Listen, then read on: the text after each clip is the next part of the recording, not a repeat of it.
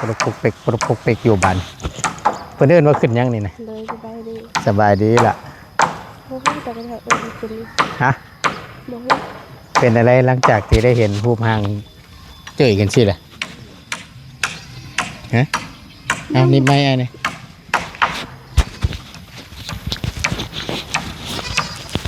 ไปถามจังได๋ถามความรู้สึก เยอะ ถามความรู้สึกก็ดีใจแล้วเนาะ เพราะว่ามันได้ขึ้นอันนี้ได้บาทนี่เป็นรูปเป็นห้างได้บาทนี่ ขนาดแบบทางน้องขึ้นใส่แต่ว่าใส่แปลนนางยังแดงดีใจแล้วคักเลย คักแหละ เลย เนาะเอาพี่น้องเลยกราบสบายดีและสวัสดีครั้งหนึ่งเด้อพี่น้องสบายดีเบิดสุขุสุคนพบเจอกันกับบอตูนในคลิปนี้เนาะเดี๋ยวตั้งบอตูนสิเข้าไปหาตั้งอ้ายเพิ่นอีกเป็นรอบซองณตอนนี้กำลังเพิ่นเอิ้นเอาไม้หยังก่อพี่น้องไม้จ่ายบ่ไม้หยัง บอตูนกับบ่ฮู้คือกันเนาะที่ว่าตัวเบิดเพิ่นน่ะตัวห้องไม่อีกชวนหนึ่งนะพอตูนก็เอิ้นชื่อบ่ถึกเอาเนาะเอาละที่โดแบ่งกันเอาแม่หล่อนขอบใจละลายเลย โดยให้มือกล้องเขาก่อนมือกล้องจำเป็นนี่ใช้ได้อยู่ไหนมือกล้องกับพี่น้องเลยขมั่งแท้ๆบ่ตูนก็ได้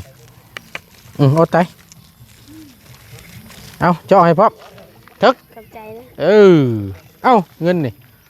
ตายพระเจ้าความสิจับเราวันนี้วะ พี่น้องเพิ่นก็โอ้ใช้ได้อยู่เด้อบ่ตูนเด้อว่าซั่นจับกล้องให้ก็ถือว่าได้นิ่งอยู่ว่าซั่นก็มีแต่ว่าถ้าบางมุมบางช่วงบางตอนมันบ่ได้ก็บ่ว่ากันพี่น้องเนาะเพราะว่าให้น้องเพิ่นจับให้บางครั้งบางคราวก็ได้แต่บ่ตูนจับเองน่ะบ่ยากพี่น้องเชียนใส่เชียนครัวให้พี่น้องได้เห็นทุกแจได้เห็นทุกมุมปัดทุกชอกทุกดึบเนาะไปเดี๋ยวเข้าไปเบิ่งน้ำกันอีกครั้งหนึงเฮ็ดระบบบันไดนะ เลย เฮ็ดเนาะคือจะได้ขึ้นง่ายอยู่เนาะเอาช่วงแรงๆพี่น้องบ่ฮู้ว่าฝนสิตกลงมาอีกบ่หรือว่าจังใดช่วงเที่ยงช่วงน้องเพิ่นออกไปซื้อกับข้าวได้หยังแน่ไปตลาดซื้อกับข้าวได้หยังแน่ ได้ผักอีหยังผักตัวใส่แกงละไม้บัดนึง ผักกะแยะนะ ก็แหน่บ่ ผักกะแยะได้อันหอมนะ ได้ คล้ายๆผักหอมมันได้ เลยแล้วก็มีปลาแดกทงนึงแล้วก็มีปลาทู2 โล ปลาทู2 โล โดยแล้วก็แกงละไม้ เอ ละ อ ไม้มันแกงมัน ซื้อหน่อไม้ เลยแล้วก็หางน้องเพิ่นซื้อนมลูกได้เลย4 ป้อง แล้วก็ซื้อเพิ่นให้ลูกแล้วเท่านั้น ชื่อเครื่องใส่น้ำแน่ว่าซั่นซะเนาะ เลย พอดีทั้งลุงหนวดเข้ามาช่วงเศร้าๆพี่น้องแต่พอดีทั้งลุงหนวดกำลังสิออกแล้วน้องเพิ่นว่าสิไปซื้อเครื่องว่าซั่นสิย่างไปบ่ที่แรกนะ เลยทางแบบ เพื่อสิฮอด เพิ่นซื้อบ่ไหวแล้วนมลูกเราซื้อในบ้านนั่นเป็นนมเล็กแต่ซอย อื มือประมาณ20-30ลูกกิน แม่นบ่ เลย เพื่อสิฮอดปุ๊จากทางแวเข้ามานี่ฮอดแล้ว4-5 หลักอยู่บ้านนี่พี่น้อง ตอนยามเพิ่นดำนาหั่นย่างก็บ่ได้ย่านนะ บ่ เลยถ้ายามแบบเดือน4เดือน5หั่นย่างหั่นย่านอยู่แบบบ่มีคน เอ้าได้ได้จังว่าจานช่วงเดือน4เดือน5ย่านแบบได้ยินเขาว่าต้องมีรักคนเป็นจังซั่นจังซี่หั่นแบบหลายคนแบบคือเป็นแต่บ่เต็มแน่จังซั่นจังซี่น่ะก็ย่าน เอาแบบคนบ่เต็มร้อยแน่ เลย ยันคนผีบ้าผีง่วล่ะพี่น้องเนาะย่างตามทงตามทางเพราะว่าเป็นผู้หญิงคือว่าแหละเข้าใจโยตัวนี้ก็ได้ย่านในหน่อยนึง เลย บัดยามผลนี่ได้ซะ บ่ได้ย่านยามนี้ก็เจ้าดำนาเลย เอาอาศัยคนเฮ็ดให้เฮ็ดนาดำให้ลำนา เลย ในระหว่างการเดินทางเพิ่นเฮ็ดให้นาดำนาอยู่ข้างทางเนาะแต่สมมุติว่าปุ๊บปั๊บมาบัด พอได้เอิ้นได้เนาะซอยแน่ติประมาณนั้นเนาะไปเบิ่งน้ำกันไปโอ้ยพี่น้องอันนี้วิศวกรบ่น่ะเนาะ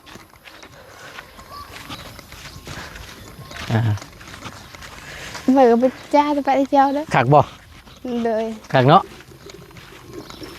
เด้สิสูงสิต่ำก็แม่นอยู่ในตัวหลังเพิ่นนั่นแหละรายการ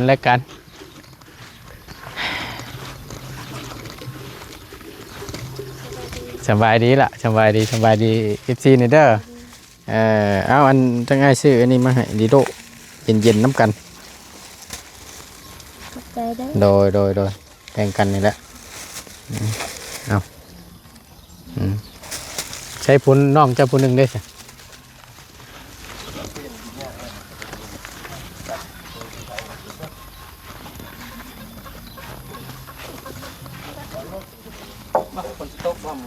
ฮะโยอะไรจังหวะนั้นน่ะมันมืดบ่เว้นเท่านี้บ่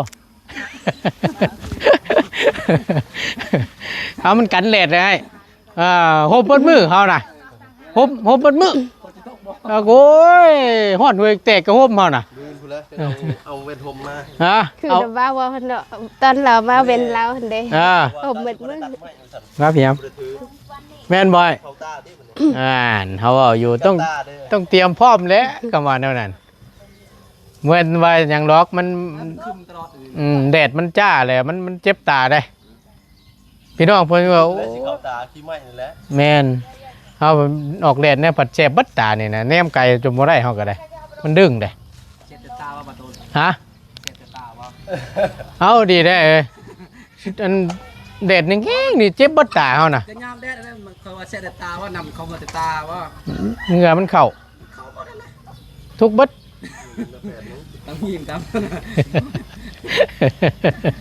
โอ้ยเนาะ ดูโมแล้วมาตัว โดยบ่เป็นยังไงบ่เป็นยังโมไม่ได้จางมาดันนะ บ่หรอกเว้ยคลายเครียดเนาะโดยเอาใช้อันเอาให้ลูกเจ้ากินน้ำในนั่งแบ่งกันเด้ออันกินบ่นั่นกะเอากินน้ำกันฉันไปขึ้นเบื้องเถิงโอ้ยคือเดี๋ยวนี้แม่เฮ็ดบันไดนี่ ก็เป็นแย่เราเลยจ้า ได้การเดี๋ยวนี้ บุญเกือบเด็ด ฮะ หมดเลยแห่ก่อนฮะ เฮ็ดยังน่ะ ลองเพื่ เกือบพอกิน แบบใด ลองเพื่อน แล้วขึ้นเดมืน โอ้เป็นไตไหมคือเอาขึ้นนี่ แม่ ก็ได้ชั่วข้าวก็ได้ มันมื่นบัดนี่ ก็ได้มาตรฐานอยู่แต่ว่ายังไม่ทัน ขึ้นพลันลงยังขึ้นพลันลงยังขึ้นพลันลงเป็นไงวะ ตกบัดนี่ ร้านนั้น เว้ยเนาะ แปลงมันยังบุรียังบุรี คือ แป เนี่ ล ย งก่อน ให้ สร้าง เจ้า เฮ็ดบุรีเพิ่นว่า ให้เจ้าอีได้ อ่า อ๋อเฮือนบุรีว่ะ อ่า แล้ว บ่แม่นสร้างเฮ็ดบุรีเพิ่นจะแปลงให้แปลงแปลง จักว่าได้บ่สนุนว่ะ เอาชื่อเอ็มร้อยมาให้เอา เอากับใจหลายเด้อ โดยอ่ะ ขอบใจขอบใจ ฮึบฮึบ โอ้ย กิน ใจร้าย กินไปน้ำเขากะ กินนี่ไปคนนึงตะกนตะโกย อันใดก็ เอ็มร้อยคนนึงตะกนตะโกยว่ะ สิบ่ กระตบปากจะกินหมูอยู่ว่ะ โอ้ยเนาะ พอได้เนาะ ได้อยู่โอเค เอ็มร้อยนี่ละ นะ พอได้ คนละเรื่องแล้วเสร็จไป เอ็มร้อย คนละเรื่องแล้วฉันก็บอกนั่นพอได้เนาะ พอได้ โอเคฉันเพิ่มพลังเลยก่อนพี่น้องเพื่อเราจวดเราจัดกว่านี้อีก นี่ก็ถือว่าไวอยู่ นี่ก็แล้วดอกสิยัวถึงเลย สียัวบ่เพิ่นเดินสียัวบ่ สิยัวเลยเนี่ย แต่ว่าวางใจตัวนี้แล้วเนี่ยมันจะได้วางแปรได้เนี่ยเนาะแปรนี่เป็นไม้ตัวได้เป็นไม้48เนาะ เอาเบิ่งตามตัวจริงกันแล้วเนาะ ไม้ตัวนั้นไม้48วางแปรพร้อมกับเส้นผ่าน้ำเนเอาเนี่ยจังใดจังว่ากันอีกเทื่อนึงเนาะพออยู่บ่เฮาอย่ามัน ก็พอดีงามเนาะ โดย ก็ว่าบ่ได้สูงเม็ดหนึงบ่ได้สูงแน่น่ะ ผู้ดีเฮาก็ยังหวาน เอา80เซนให้โอ้ยนำก็บ่จักไหลพุ่นเลย เฮาอย่ามันต่ำโพด80เซนน่ะ มันพอดีอันนี้ฮะ แบ่งครึ่งได้เห็นนะมันสิแงนได้กับโมเมนต์ แมนพอดี สิ ชงยัง ฮะ ชงยังเคลื่อน ส่งมาหอนดิ จังว่ากับบ้านเอาเอิ้นมันก็โยมันก็สิออกก็ชงมาฮอนมาแงนนั่นแหละสิเป็นประมาณนี้สินะสิแหละก็ว่ามาแงนเนาะส่งโมเดิร์น ในบ้านเนี่ยบ่มีหลังใดมีเลยนะเนี่ย บ่ บ่มีเลย บ่ว่า เอา ยับมาครับ บนบ้านเนี่ยบ่มีหลังเดียวนี่แหละส่งบ่เดินนะ เนาะบ่แล้วก็ บ่คือแบบนี้ บ่มียังบ่มี ไป ในบ้านหลังนี่บ้านเทิมใหญ่นี่ ยังบ่เห็นเนาะ บ่มี บ้านเฮานี่ว่า บ้านนี่แหละบ้านเฮาเฮ็ดเฮือนนั่นแห บ้า ละ นบ่มีจังซี่ ส่วนลายก็สิเป็นแบบชงกรุ๊ปเนาะแบบลังเลิม บ้าน อะ น้อ นะ ยจะมีแล้วบ้านน้อย อยู่บ้านน้อยจะมีแต่ว่า แต่ก็บ่คือแบบนี้ แบบโบไปที่อีก แบบนึงอีก คนละสไตล์อีกบ่ แม่น สิแสดงว่าสิเป็นลังแรกแล้วนี่เนาะ แม่นแป้นกับ โชคดีแล้วคือเอ้ย โดยดีใจ แป้นกับบ่แม่นแป้นนั่นนะ ฮะ แป้นกับแป้นแบบมาตรฐานเลยแป้นนั่นนี่นะแป้นมาแต่โรงงานมันคักอีก ไปในนึงมันก็รูไปในนึงนะ โดย แต่ว่ามีอยู่ในเคยเฮ็ดกำลังนึงในบ้านนะก็ แต่ แต่ว่า มันเป็นเฮือนดินบ่ได้เป็นเฮือนใหม่ซิ โดยเป็นเงินดิน แม่น เงินเวลาน่ะ เสา เนาะ ดิน อ๋อแต่ว่าบ่แม่นเงินไม้เงินไม้สิว่ามีหลังเดียวนะ หลังแรกแล้วนี่เฮือนใหม่ หลังแรก เลย สองบ้านเธอมีเฮือนมีบ้านเฮือนล่างนี่ละมีเป็น เออ สวยงาม นี่เอาฉันเฮ็ดคักๆเลย เพิ่นถามมาบ่ได้ถามทั้งอื่นทั้งไกลหรอกช่างได้เฮ็ด เจ้า เพิ่นสิถามแนวนี้อ่า บ้านได้ว่าสร้างบ้านได้ เอาสร้างบ้าน สร้างก็เอาตามแบบเลยเนาะ สร้างบ้านใดน่ะเพิ่นต้องถามอยู่แล้วคนผ่านไปผ่านมาแถวทางนี่บ่ว่าแต่บ้านอื่นเมืองไกลเข้ามาบ้านนี่น่ะช่องมึงแหละมันแคมทางบ้านเพดีน่ะเนาะงามดีเฮ้ยชงแบบสิห่านสร้างได้เฮ็ดว่าซั่นนี่สร้างกับผู้ ทาไม่ได้บ่ ผู้ออกแบบด้วยน่ะ ทาใครได้ออกแบบไว้ แหม แล้ว ประมาณนั้น เขาถามผู้ออกแบบเพิ่นแล้วสร้างมันบ่สำคัญปานใดดอกมีแต่ ป้า ผู้ออก สำ แบบปานใด อย่าว่าได้สำคัญคือกันได้ มีเอาเฮ็ดตามแบบเนาะ ตั้งเทื่อ ฮ็ดตามแบบแล้วก็ ตั้งเทื่อเอา ก็งาม ตั้งแต่เฮาออกแบบให้พอช่างเฮ็ดบ่เป็นก็ยุ่งอีกได้ แม่น สำคัญคือการช่างแหละแห่งสำคัญ เพราะว่าเก็บรายละเอียดเด้หมองใดมันขี้ร้ายหมองใดมันงามมันอยู่นำเจ้านั่นแหละ แม่น คักพี่น้องเอาอันไม้นี่ได้ต่อหน่อยเนาะ แม่น เพราะว่ามันช่วงนี้มันยาวอยู่แล้ว แบบ แม่น ไม้สีกัน ไปหาเมตร 5 เมตร หาเมตรเมตร10แต่ว่า10เซนมันบ่สำคัญดอกคือว่าเพื่อแม่น โดย คือว่าห้างแรกเพิ่นแรกเฮ็ดมาเดี๋ยวนี้ แม่น ไม่นี่คือว่าเรือบ่พอเพราะว่าเฮาตัดทางนั้นทางนี้ได้เฮาไปต่อกลางเด้ อืม อันได้ตัดทั้งพุทธมันจะตัดทั้งพี่กันตัดเด้ อืม จะตัดปลาก็บ่สิหลายก็บ่หลายบ่สิน้อยก็บ่น้อย อืม พอดีก็เทิน โดย บ่สิต่อก็บ่ได้ มีแต่ว่าบ่ได้ทิ่มหรอกเนาะเพราะว่าในส่วนตัวนี้เนี่ยสิมาเฮ็ดอยู่หม่องนี้ อันเพิ่นเอิ้นไว้หยังอันนี้มันนี่ข้างๆจะได้อันเฮ็ดอันไม้อันนี้มันไม้ค้ำมันน่ะตรงที่เฮาสิตีแป้นใช่น่ะแม่นบ่ไม้ตัวนี้บ่ จะเอามา18เลย เอาไม้48เลยวะ แม่น18เอาตัวที่ไปถึงเลยฮอดถึงเลย อืม เอาบ่ได้ใส่จะดอกโตสั้นๆน่ะเอาตัวยาวเลย4เมตรผมก็ถึงฮอดถึงเลย แม่นบ่ เออ หาดไผมากันแนมน่ะเห็นบ่มันดอกแคมทางผู้ดีกว่ามันนี่คักเลยเด้คักไว้คักเนาะยิ้มไปเปื่อยเราก็ได้ เพื่อนแคมทางมันเนี่ยนี่พี่น้องฮ้อนเลยดินี่เอ้า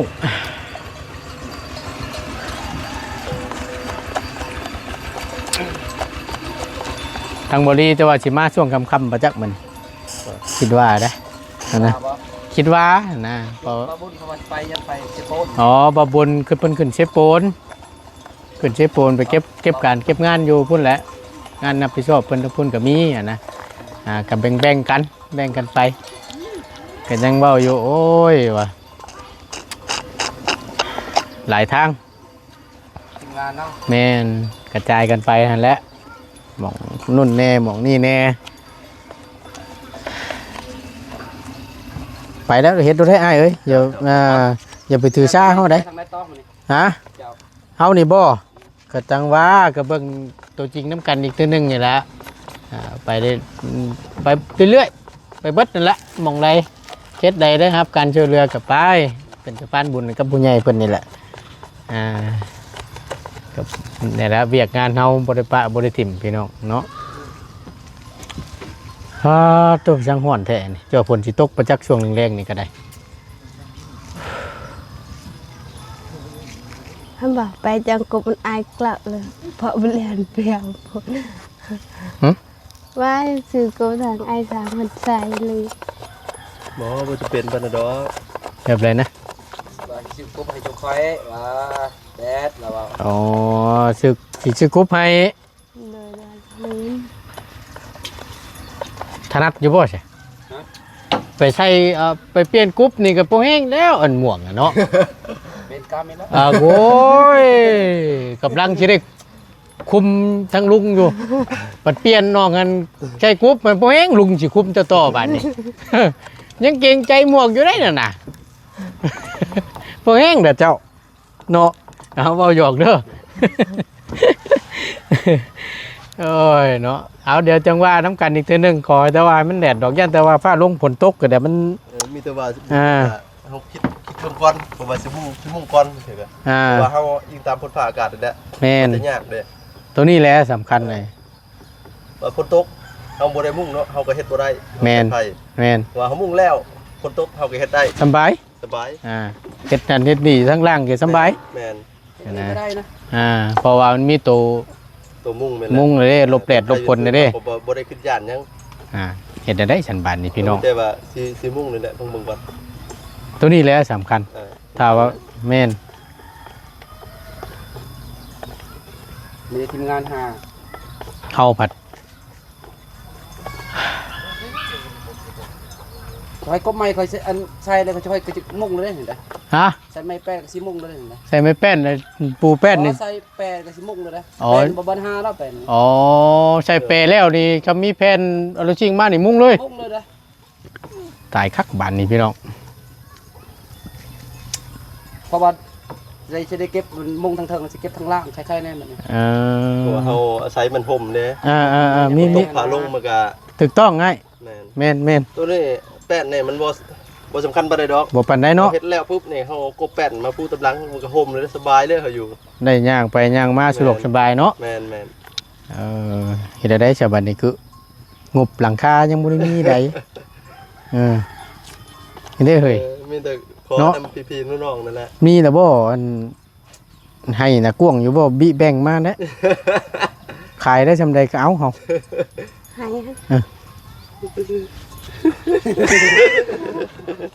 เขางอนละวันนี้เอ้าเฮ็ดได้ซะเนาะ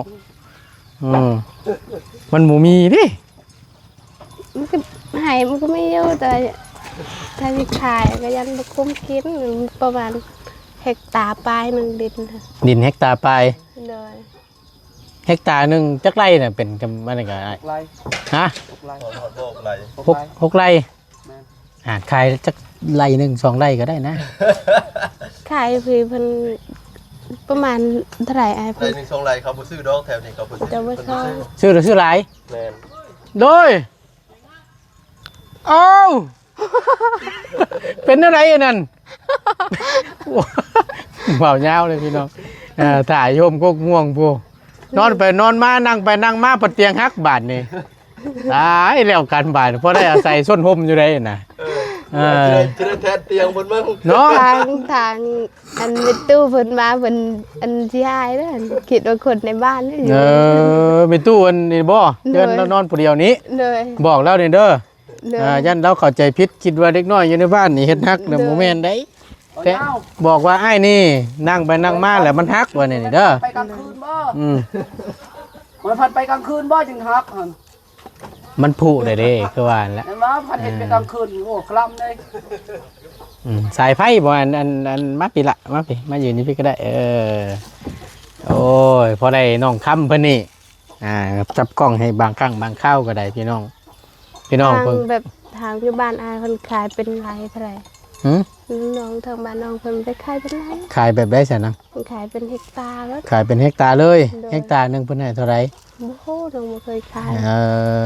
ขายนี่ก็เบิดเลยติเฮ้ย โดยก็บ่มีวันกินเลยบ่มีวันเฮ็ดเลย สิขายหยังจำบัดนี่พอได้ค่าหลังคาเฮือนนี่ ขายผม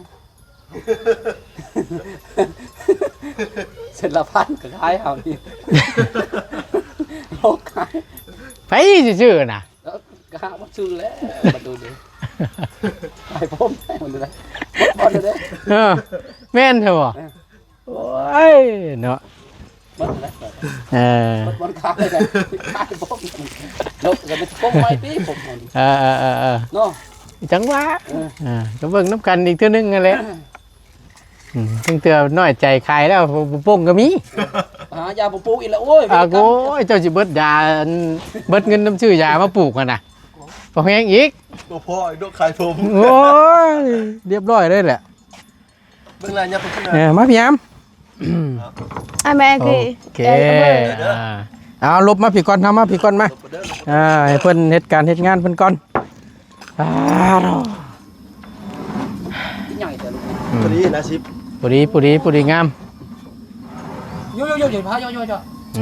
Bà lốt, bà con không nhục con. À.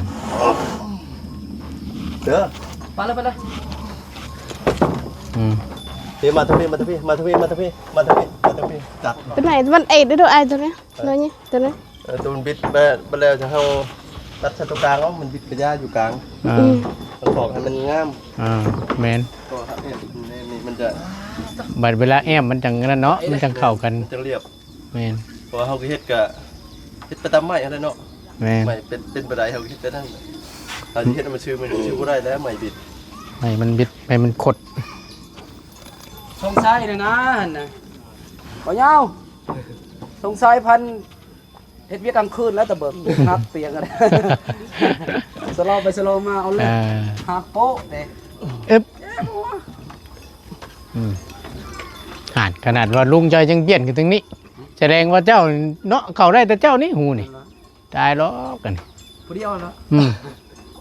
นี่ยังใหญ่เลยหั่น ฮะยังไงอยู่ ยังใหญ่อยู่ โอ้ยเนาะ มุดไปเลยนะ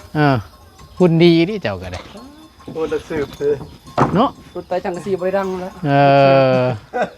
ไตจังกะซีบ่มีดัง แม่นบ่ จังกะซีพลังผมสิดังเด้อนางตะกี้ที่ก่อนมันสิดังจังกะซีคู่มือมาตายหมู่ว่าโคเกดัง สังกะสีมันหนาบ่จังว่าไตบ่ได้ยินน่ะ มันหนาวจริงจังกะซีพลัง มันนี่สังกะสีมันบาง โอ้ หายใจแห้งก็ยังกลางเลยติ ยังเห็นอยู่สังสีพลังใช่ก็ สิบข่าวติตัดกล้องตีบีเซตไตจังกะซีบ่ดัง นึงวะ ว่าจะ มีหลังนึงยังอยู่ ตีบีเซตไฟใต้ก็ยังบ่ดังรุ่นนี้ว่ะ โดย ไต Thì แบบ có xem nhau đi ra. มันหนาคู่มือมันก็มันตอกนั่นก็หัวเลย โดย จังกะซีคู่มือ มันก็มีอยู่พี่น้องตามเกรดนั่นแหละตามเกรดตามราคาเกรดดีก็สิราคาแพงแน่เกรดต่ำก็สิราคาถูกแน่แนวนึงเนาะสังกะสีแฟนเอาทุกสิ่งคือกันเบิดเนาะบ่ว่าแต่หยังทุกสิ่งทุกอย่างว่าซั่นซะเพราะว่ามันก็ขึ้นอยู่น้ำเกรดอยู่น้ำราคาแต่ว่ามันยี่ห้อดีๆเนี่ยก็แพงคือว่านั่นแหละ ตามใจเฮาเนาะ โดย เฮานี่เฮ็ดให้มันงามอ่ะนะประตู เจ้า ตามใจแต่ว่าผิดใจก็อย่าเอามันใส่ก็อย่าแบบคันบงลงสีแบบสีมันนะบนสีได้สีดำๆแบบตะโมนคักอยู่ สีด้วยตะมูลบ่ งามได้ อันนี้บ่ได้ควบมักส่วนตัว แม่ทนโตครับโอ้ลุงมักของเฮานะ โดย เจ้าผู้อื่นสิมักนำละ มักไผ่มักมันเนาะ มักเรา โอเคชวนอะไรอีกแน่ที่ต้องการไหม ไม่บ่ ยืนขึ้นครบแล้วบ่ ควรพักผ่อนก่อน เพราะว่า ให้เพิ่น สิได้ยืนให้หั่นนะบ่แม่นหยังดอกสิซอย ให้พอจอเพิ่นเฮ็ดก่อน สจก็มาบัดนี้ จอกระดับมาหาอาจารย์พุ่นละสร้างมานะ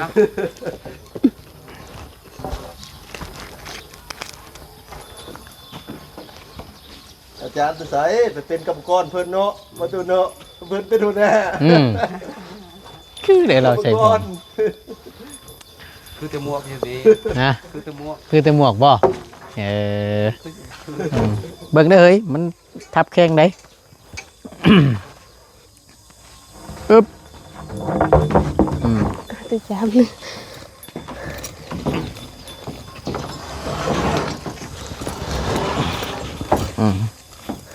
หักมาไว้ให้นี่ก็ใครนี่นี่ดอก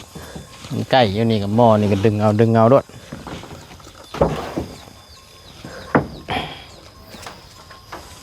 คือสิได้สำนีกับพอแห้งไปเป็นกรรมกรเพิ่น แม่นบ่ไอ้ สร้างบ่ได้เก่งๆไป อ่า สร้างบ่เก่งก็มี เพื่ออะไรใครบ่ได้ย่อยเพื่อจะได้ทำนี่ครับ บ่ตีแล้วตัวนี้ เพื่ออะไรใครบ่ได้ย่อย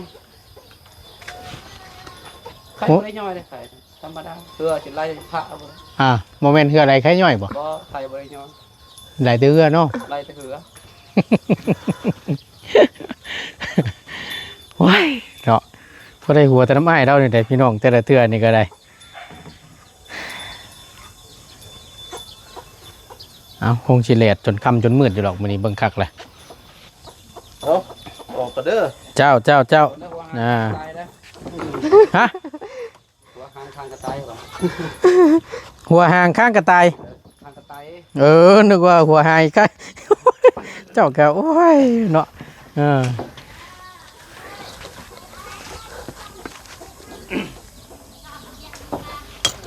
อยู่กูเป็นยิงแวนเดียว เอ้ยคำนั้นหัวคำนั้นนประตูเนาะ ฮะโย่ว้าวไปแต่หัวเนาะหัวแล้วเฮาก็ได้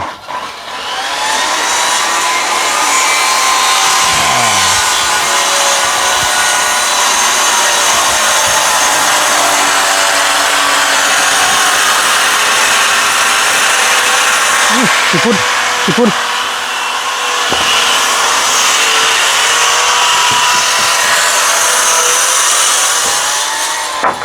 โอเค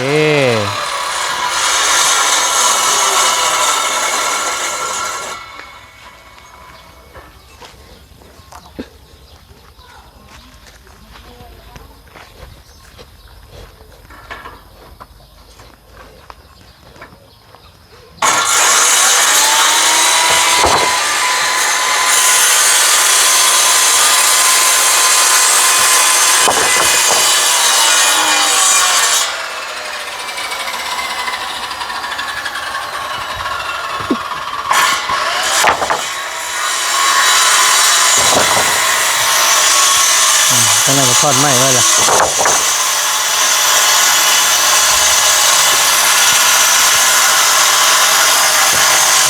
โอเคล่ะมาขอบใจหลายๆขอบใจ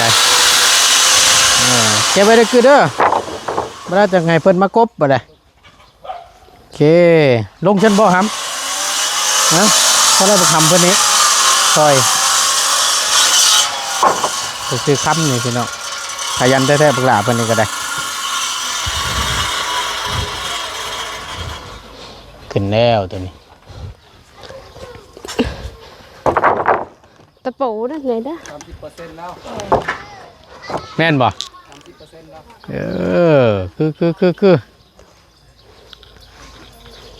ยังอีก70%ได้ขึ้น ไว้หลายก็แห่งดีแล้วมันจังจะได้นอนไว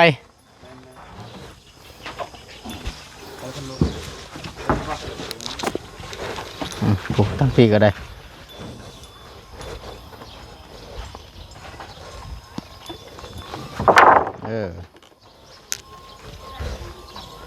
ถ้ามันใกล้ส่วนทั้งนั้นก็เก็บไว้พุ่นก็ได้หลายมันจังบ่เนี่ยยังโจมมักไก่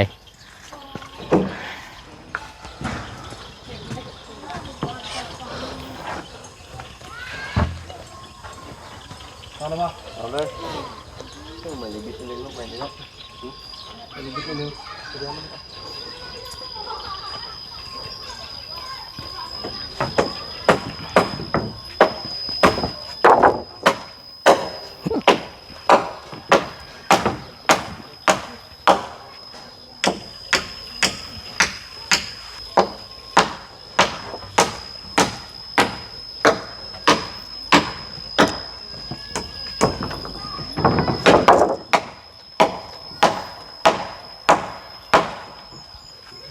บ่ลุง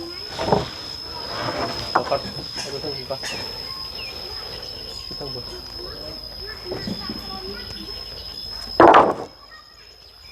สั่งมาดิเติมบุญส่งกระยา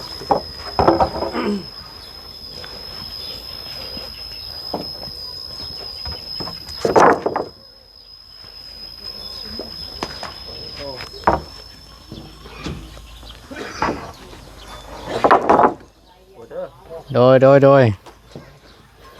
ไปตรงข้างล่างก่อนพี่น้องเลยอึ๊บโอเคเก็บไว้แล้วน้องเลยมันจะได้เกลี่ยงไกวยามอยากใช้อยากซอยจังจับเอาโลดมันจังง่าย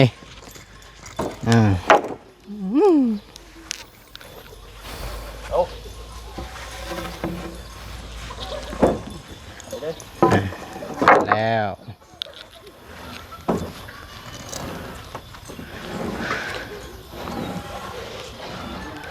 ไข่ โอเคบาท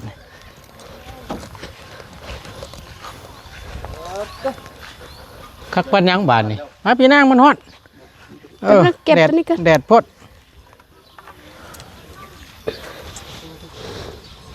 โอ้อันนั้นเนาะง่ายเนาะบ่ไปที่ต้องมาเช่นเอาไปกลับไป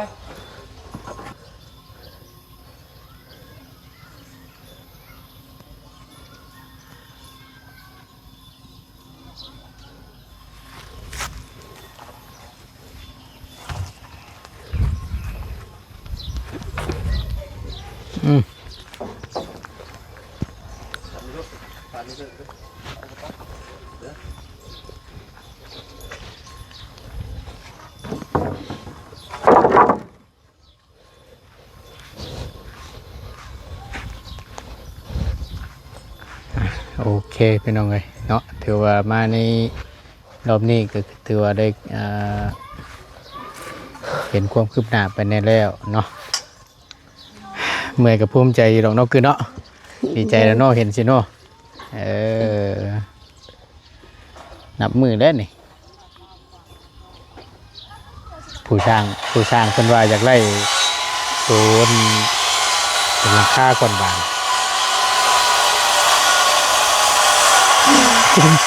เป็นจังได้ค่ะมันสิบ่ได้ขึ้นตะโค้งแล้วก็ใส่มันวงกบไว้ไม่เช่นปอกเช่นพาไว้ก็สิพ่อก่อนบ่เฮ้ย น้องบ่ฮู้จักเฮ็ดจังได๋สิได้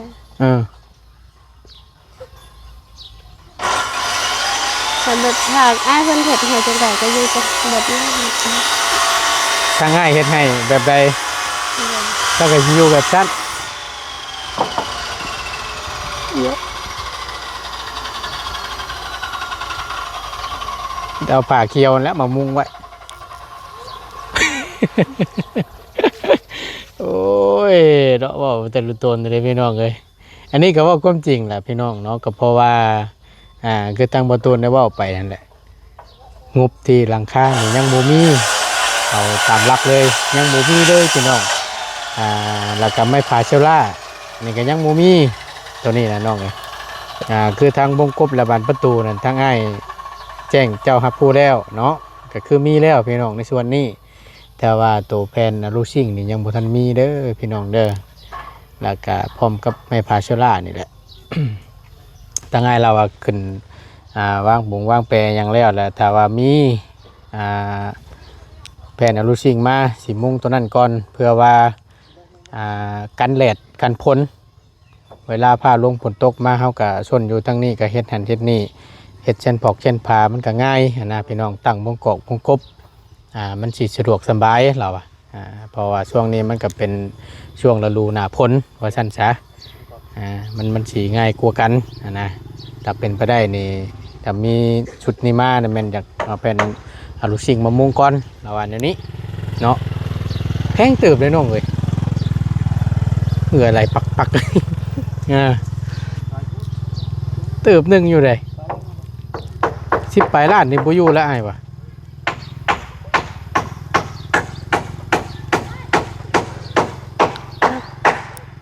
ชายหัวเลย โดยจักสิหาเงินได้10ไปล้านยังบ่ฮู้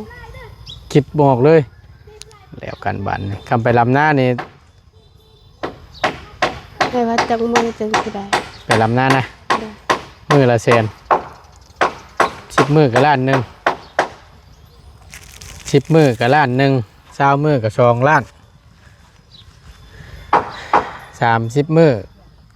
กับ3 ล้าน 30 มื้อ เดือนหนึงเด้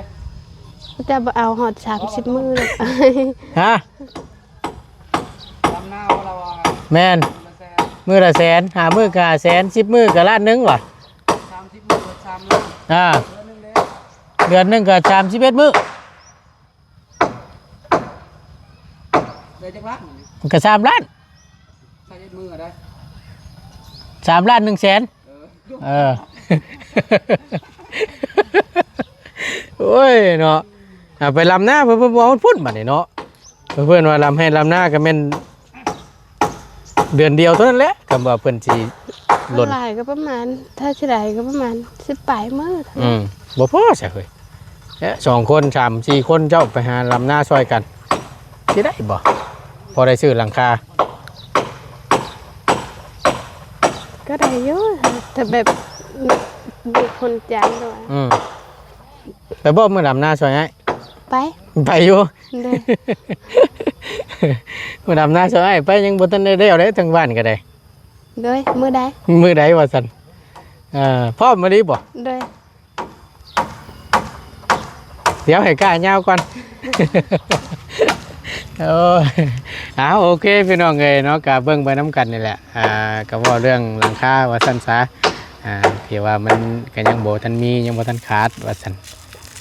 ยังบ่ทันขาดว่าซั่นบ่ต้นก็ไปละบัดนี่โอ้ยขอโทษขออภัยหลายๆพี่น้องเนาะไปเดี๋ยวมันสิยืดสิยาวทั้งบ่ต้นก็สิขอจบคลิปก่อนลำลาก่อนล่ะ เลย อยู่ดีมีแฮง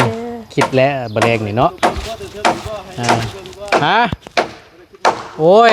มันฮ้อนให้แดดอ่อนก่อนได้เอ้ยจังหน่อยจังค่อยว่ากัน ให้ตัวแล้วตัวนั้นก่อน